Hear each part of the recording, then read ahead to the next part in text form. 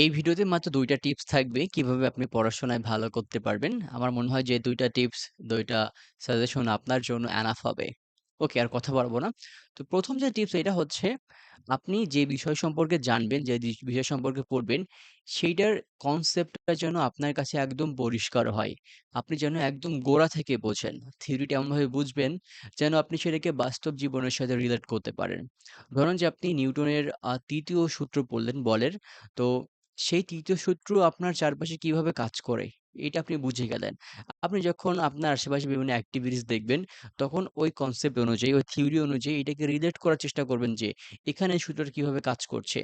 And যদি কেউ আপনাকে জিজ্ঞাসা করে থিওরি সম্পর্কে, আপনি যেন নিজের মতো করে তাকে বুঝিয়ে বলতে পারেন।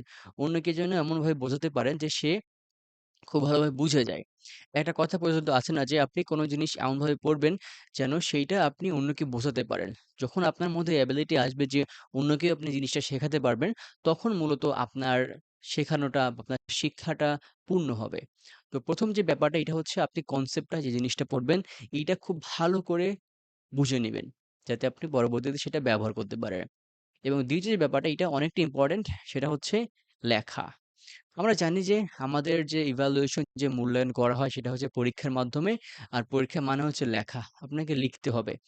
বড় যেহেতু উপরে ক্লাসে যাবেন, দেখবেন যে সেখানে আপনার ওই লেখালেখির উপরই প্রাধান্য দেওয়া হবে। সুতরাং লিখতে যখন হবে সেটা আপনি ভালো করে শিখে নিবেন। আপনি একটা স্ট্রাকচার দাঁড় করিয়ে লিখবেন। ধরুন একটা বিষয়, একটা প্রশ্নের উত্তর আপনি জানেন।